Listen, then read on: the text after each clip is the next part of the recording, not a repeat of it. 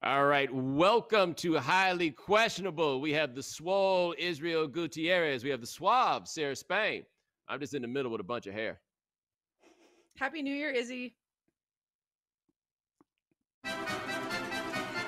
James Harden is in the midst of a bad breakup with the Rockets. Do you think now is the time to trade him for a hefty offer?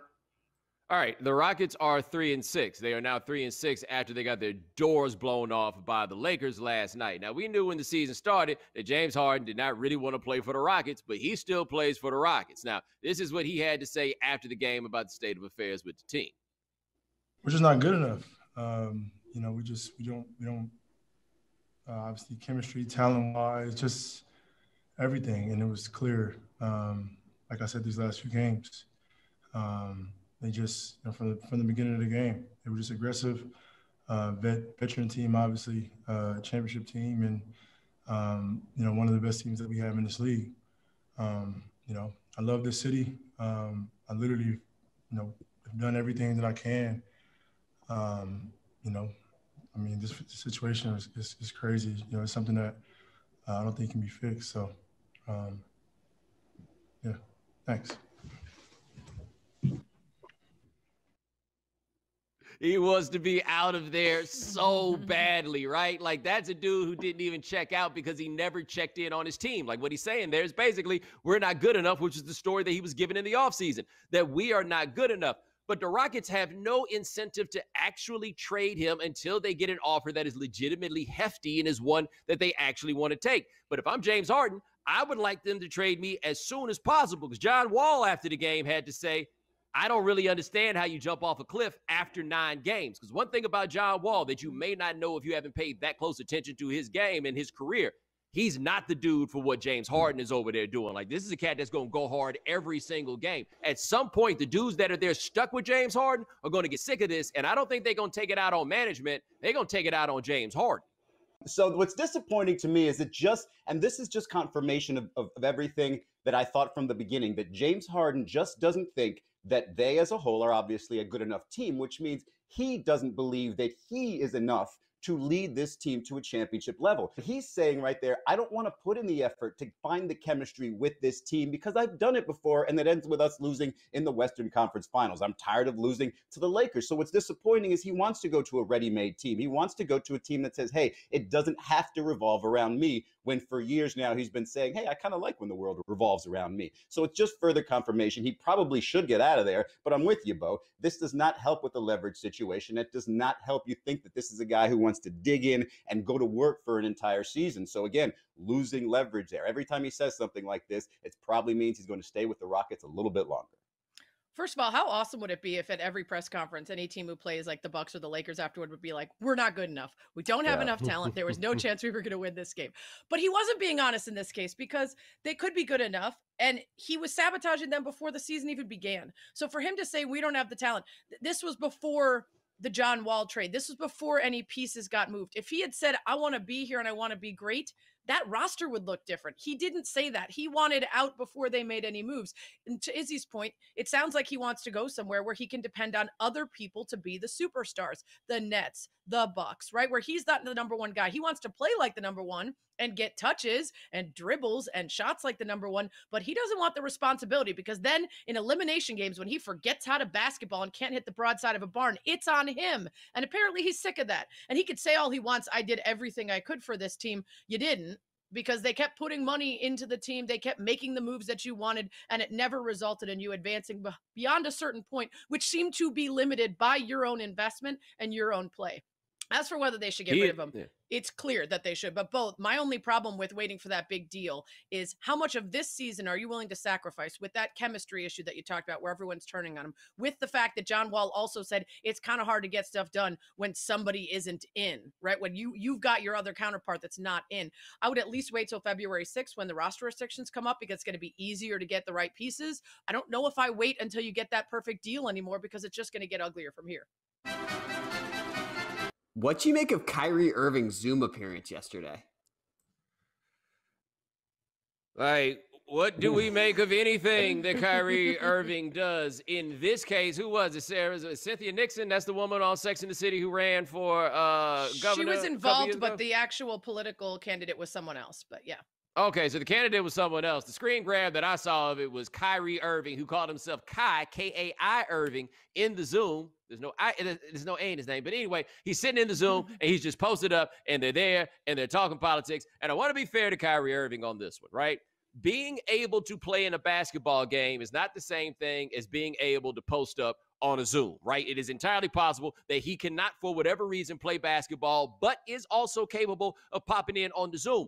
The thing is, we don't really know why the dude isn't playing, right? And it doesn't really sound like the Nets know why the dude isn't playing, right? We haven't gotten any sort of leaks or anything. And Izzy, you talk to people in the NBA, nobody's really got chatter that implies that they fully understand what it is, why he's doing this in the first place. And so as a result, every time we wind up seeing him, it makes you ask more questions because we know so very little about why it is that he's not playing. So he's probably going to have to go into some quarantine because he was at the birthday party that his family had the other day, and all this stuff is getting a little bit kooky, but this is the Kyrie Irving experience that the Nets signed up for. Whether or not it's his fault, this is how it seems to go.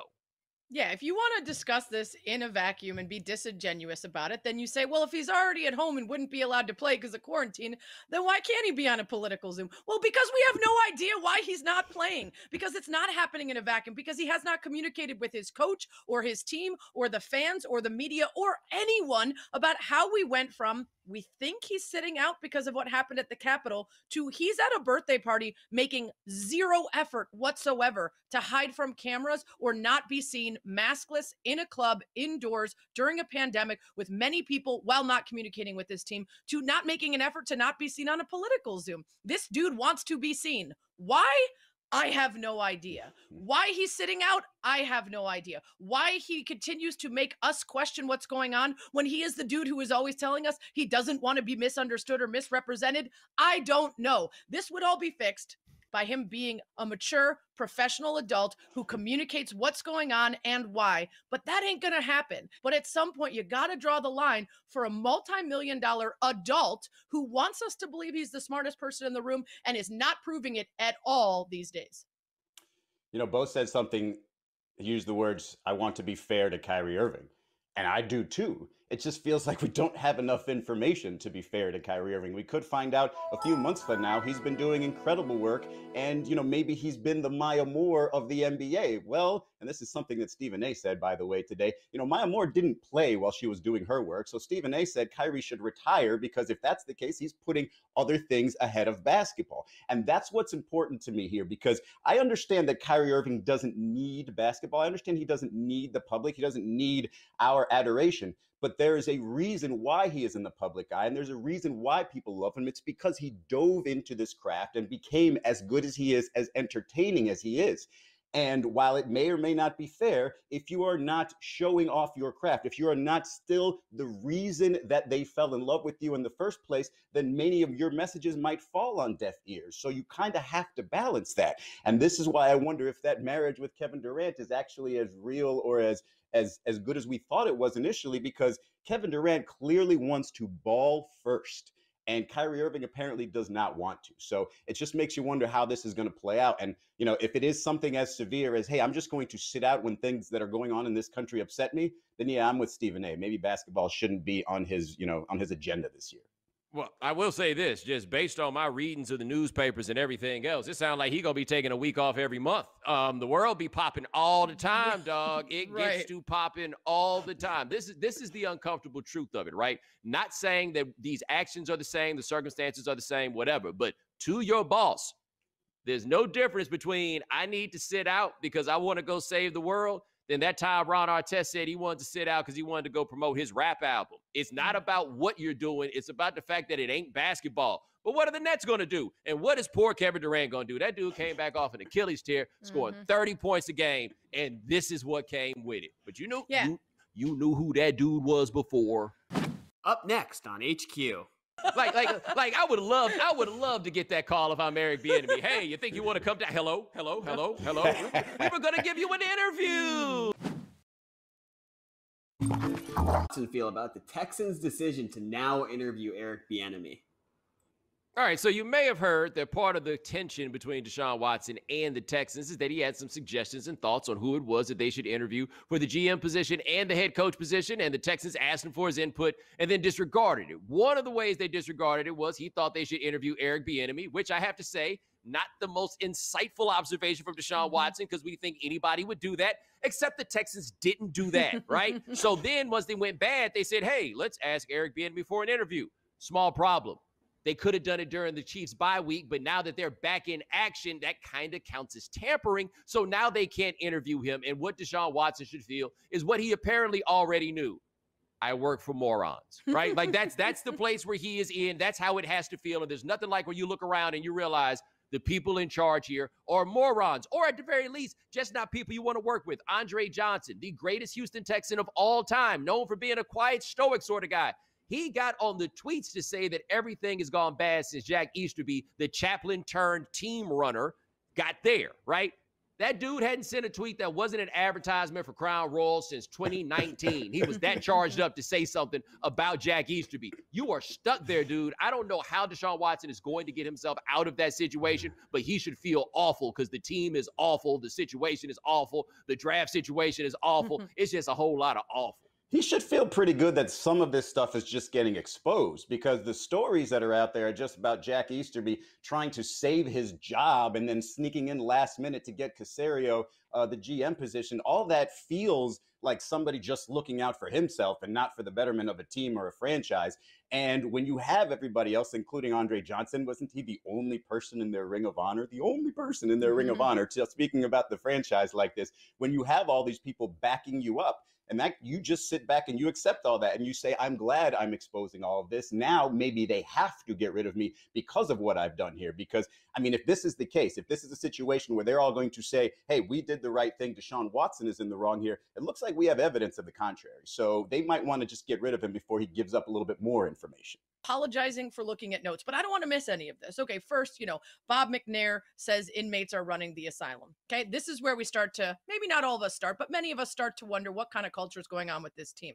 DeAndre Hopkins gets traded. They fire the VP of communications because she's not a culture fit, while all the reporters and players that she works with directly are publicly and loudly screaming about how wonderful she is and what kind of culture you got over there if she's not a fit for it.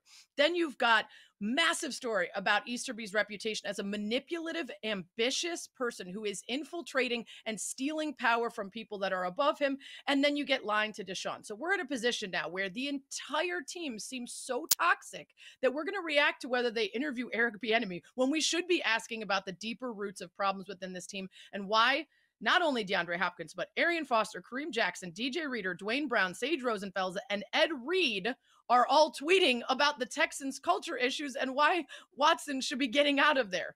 Who we haven't heard from is J.J. Watt, which is an interesting one for me because he is the second best player in the history of that team. He is someone that we heard on tape apologizing to Deshaun Watson for wasting his great season, but we have not yet heard whether he thinks there's a culture issue here or whether Deshaun Watson is right in what he's saying. And Eric Bieniemy's so good, he's going to fix it all. By not going there. About it. Like I would love to get that call if I'm Eric Bieniemy. Hey, you think you want to come down? Hello. We were going to give you an interview.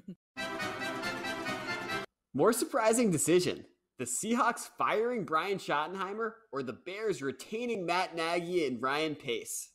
All right, so this is a little bit of a tricky question for me because the surprise always is when somebody hires Brian Schottenheimer, even though I understand that Brian Schottenheimer is one of those dudes because I've heard of his daddy that is always going to have a job. But that Seattle offense went bad after the first month. We went from talking about letting Russ cook and him being the MVP to Russ looking bad and the rest of the offense looking bad. And so Pete Carroll wants to get a little bit better on the ground, which is normally why you bring in Brian Schottenheimer, but he couldn't get that right. He's out of there, okay?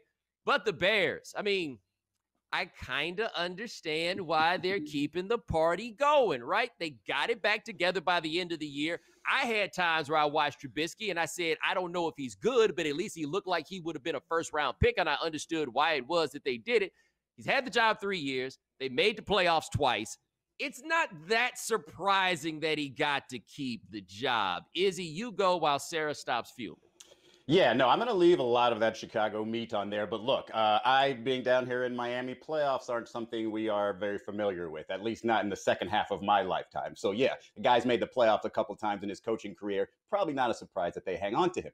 On the Seattle side, I'm not surprised either if you pay attention to it. They went to that run-heavy offense the last couple of years. This year, they start off the first 10 weeks of the season. They're throwing it more than anybody. And all of a sudden, you see how they sort of tapered off toward the end of the season. The interesting part about that is, though, with DK Metcalf out there, it seems like Russell Wilson has a second weapon there, and they should be passing a little bit more. So I'm not sure if they should go to that run-heavy offense, but you could clearly see the breakup happening between those two. Okay, Sarah, yeah, Seahawks, they'll figure it out. Yeah, whatever. The Seahawks will figure it out. Let Russ cook. He's going to microwave a TV dinner by the end of the season. The point of the Bears is this. That's what they're saying right now. This is fine. While the flames are surrounding the building. This little guy, this is fine, sitting in the fire, okay? This is exactly what we were worried about happening if they backdoored their way into an expanded playoffs because some other team couldn't finish. An 8-8 team should not be backing their way into expanded playoffs. That an offensive coach who was hired because he's an offensive genius was mostly actually depending on Vic Fangio making that defense so great. Did you watch the second half of that Saints game?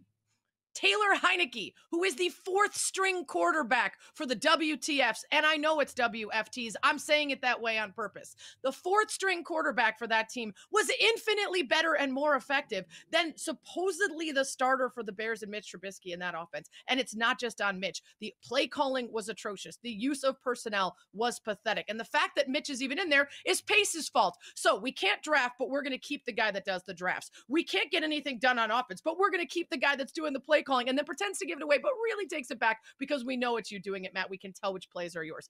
This is so stupid. The Bears are willing to just sit in the mud of mediocrity because they're too scared to make a change. And guess what? They're probably going to run it back with Mitch and Nick Foles again. We don't deserve this. All we have is 1985, and I wasn't old enough to appreciate it. We're a real big city with a franchise that helped start this league. What are we doing? Papa John's is known. Faye, weekend update style. Yeah. We've got Sister Jean, the octogenarian Loyola basketball nun. We've got my own personal Chicago Red Stars bobblehead. I was just about to ask if you have your own bobblehead, but of course you do. The god, Elena Deladon. Do you question if it's the thought that counts? All right, we are going out to a college basketball broadcast. On one side, Peter Burns, the SEC Network. On the other side, a dude named Tom Hart. And first half analysis. Now, I kind of want to know a little bit more about Tom Hart's dog, Larry, actually. Well, we had to put him down a few weeks ago, Peter. Thanks for asking. It's an awkward part of the conversation, but, John, you got tennis shoes behind you, and that's a lot more entertaining. Yeah, I do feel like lying was an option there. So how's your dog? You know, been about the same. Right? Let's leave it at that. No need for all that discussion on TV. And to be honest, why don't you ask him about, like, his children? How about that? People. Humans. Oh, Bomani, you and your hatred of dogs is so tired. I don't hate dogs. I think you people are ridiculous about it.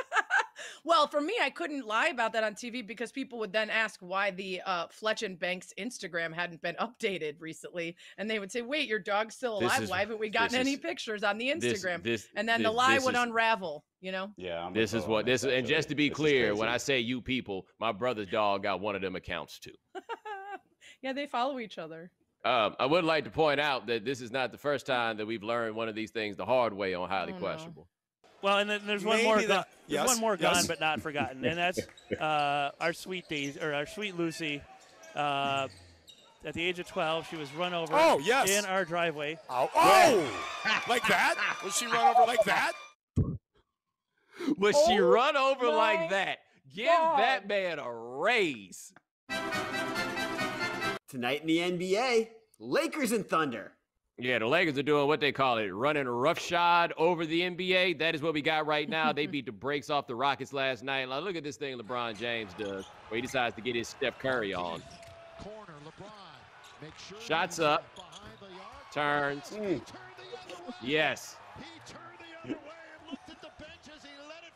Got it.